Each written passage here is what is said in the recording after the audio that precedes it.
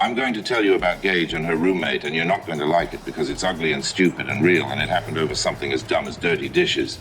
2 women, both beat down by men before, both with kids, both trying to survive on the south side in a city that eats people alive and spits out the bones.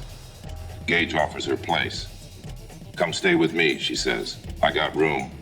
And maybe she meant it. Maybe for a minute she felt like doing something good in a world that had done nothing but shit on her for 26 years. So the roommate moves in with her 4 kids, and now there's 8 people in the house meant for 4, maybe 5 if you're lucky. 8 people sharing 1 bathroom, 1 kitchen, 1 television, 1 life that's already cracked down the middle like a windshield after a rock hits it at 70 miles an hour. March comes, cops show up. Domestic battery, they call it. Legal words for somebody put their hands on somebody else in a way that wasn't nice. They arrest Gage. They let her go. Pre-trial release. Fancy words for, we don't have room in jail, so try not to fuck up again. But she does. September 3rd morning. Dishes in the sink. The eternal symbol of who does the work around here and who doesn't give a damn. Gage says wash them. Roommate says later. Later. That word. That one fucking word becomes a grenade with the pin pulled. Gage starts slamming doors. Bang, bang, bang. Each slam saying what her mouth won't say. I'm tired, I'm angry, I'm done. Then the insults come and the roommate says, fuck this, we're leaving. And Gage, instead of letting her go, instead of taking a breath, instead of counting to 10 like some therapist in some office somewhere probably told her to do once, goes and gets a gun.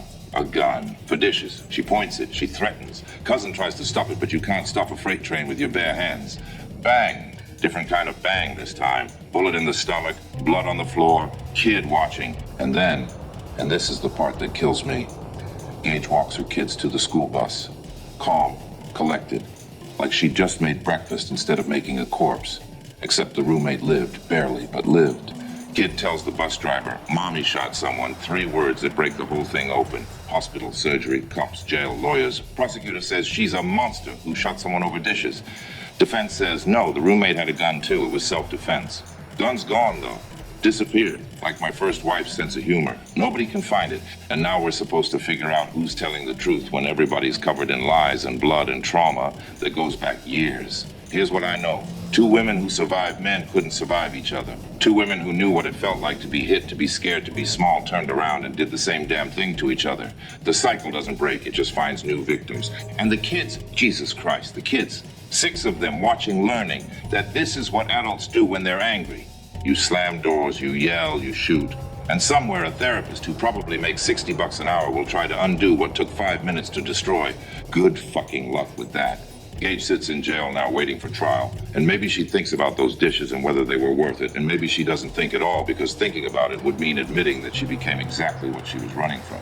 The roommate's got a scar and a story and 4 kids who lost their home because mom's friend lost her mind. And the gun? The gun's out there somewhere, maybe in a dumpster.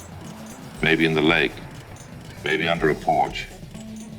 Doesn't matter. The damage is done. This is America. This is Chicago. This is what happens when we take broken people and expect them to fix each other with nothing but good intentions and a roof. It doesn't work. It never works. But we keep trying because what else are we going to do? Give up? We gave up a long time ago. We just don't want to admit it. So we tell stories like this one and we shake our heads and we say, what a shame. And we go back to our lives and we forget. Until it happens again. And it will happen again. Because nothing changes. Nothing ever changes except the names and the addresses and the number of kids who have to say, Mommy shot someone to a stranger on a bus. That number keeps going up. But hey, at least the dishes are still dirty and nobody washed them. Nobody ever washes them.